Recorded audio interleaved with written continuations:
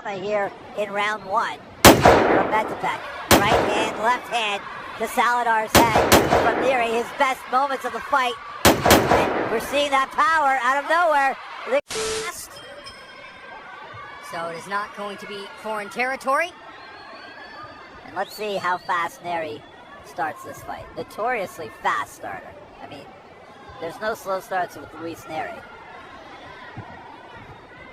And there you see that right hand, one of the best weapons from Saladar, known as the sniper. Yeah, he's got a very quick, snapping right hand. And don't think Nery doesn't know about that going in. There's another right hand by Saladar. This is really one of the biggest opportunities of Saladar's career. Oh, absolutely. And he's fought for world titles in the past. And look at him throw that right hand. He's here to win this fight. He's not here just for the paycheck. Nery pawing with that right jab in the middle of the ring. Right hand over the top, just missed by Saladar. Nery to the body, but Saladar counting to the head, and their heads came together. And let's see if there's any blood. It's something that we talked about in some of the earlier yeah, fights. There is the blood. There's bleeding. It's a cut above Nery's right eye, and that's in a bad spot. And that's a target if you're Saladar. Yeah, and it's a horizontal cut. That's a bad cut.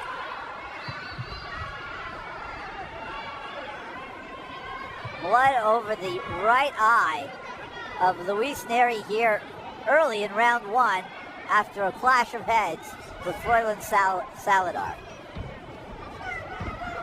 Right hand by Saladar, ruled a slip. That ring has been slippery all night long.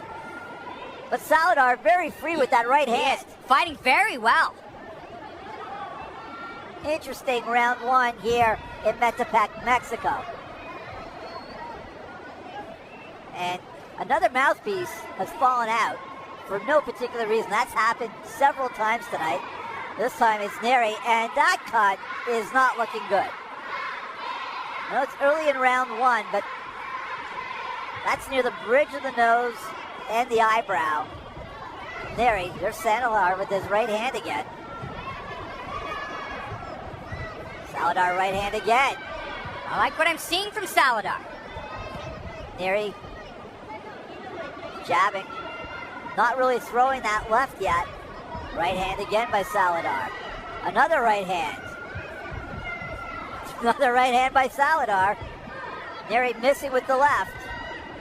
Right hand missing by Saladar. Nery coming back.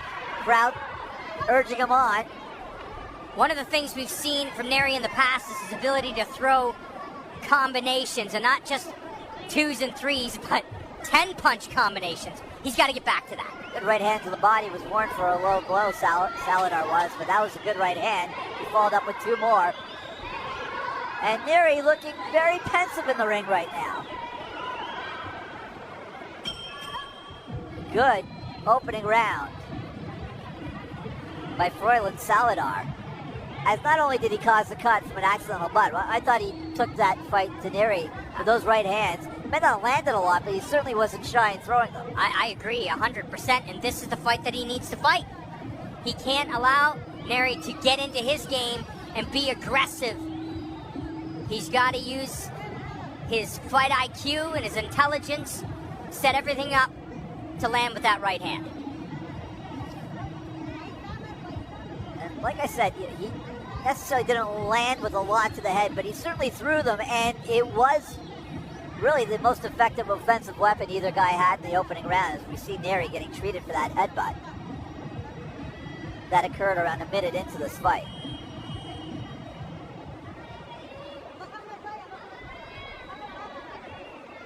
Round 2 set to get underway here from Metapec, Mexico. Luis Nery, former 2-division world champion, in the black with the green trim, and Froylan Saladar from the Philippines in the black, white, and gold trim. Jason Abelson and John Ramdeen here with you from Metapec, Mexico on ESPN+. Hope you're enjoying the action tonight. We've had a lot of it and a lot of drama here in round 1 from Metapec. Right hand, left hand to Saladar's head from Nery, his best moments of the fight. And We're seeing that power out of nowhere. Are they going to call that a knockdown or a push? They're calling that a knockdown. And that was a left hand that went high on the head that caught Saladar. And here's where we might see the difference in size and power between the two fighters. And maybe Nery thinking, I'm not going to get cut and fight with the cut like this. Maybe Nery's going to pour it on quickly here against Saladar. He's going inside and getting very comfortable throwing to the body. Nery is here in round 2. And that's some of Nery's best tactics, is attacking the body with those hooks and coming upstairs. And this is La Pantera at his Panther best. Luis Nery, big left hand, floored Saladar in the corner. He's up at 4. Second knockdown of the round. And the size, power, and overall ferocity playing out for Luis Nery here in round 2. Saladar missing with a right hand. Nery driving Saladar back with a left and a right.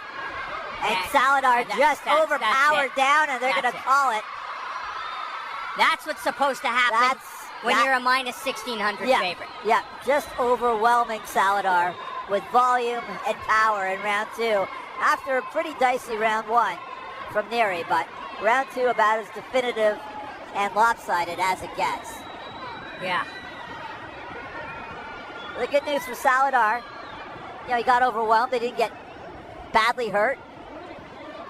And he can live to fight another day. And he put up a good showing in the opening round, but that cut probably opened a spark in there, lit a spark in Nery. Yeah, and lit a fire. You would imagine that, getting that cut, he understood that Saladar was going to come after that. So he had to end this sooner rather than later, especially because the stakes were so high. And that was a vertical cut. That was not going to be easy as that fight, if the fight progressed. Those up and down cuts are a nightmare, but you see Nery just pouring it on and pouring it on. I don't have a problem with the stoppage whatsoever. It's just clearly...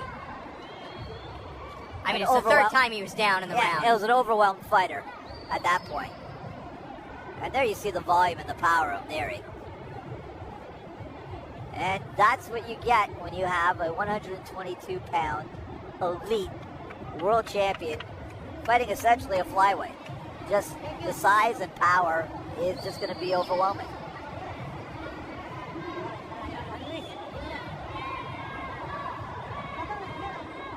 Is this considered a massive win for Nery? Well, no. It's not. It's just a win. He gets an easier touch after that war with Albanesian, and the war with Figueroa. Basically, anytime he's in with a top guy at 122, it's going to be a war. So, give him an easier fight like this. I don't begrudge him for the matchup, and set yourself up for maybe the winner of Fulton in a way. Yeah. Or whatever other big fight is there at 122 pounds. A rematch with Figueroa. Yeah. See that one? I'd watch that. Yep, in a heartbeat. Figueroa's a big boy.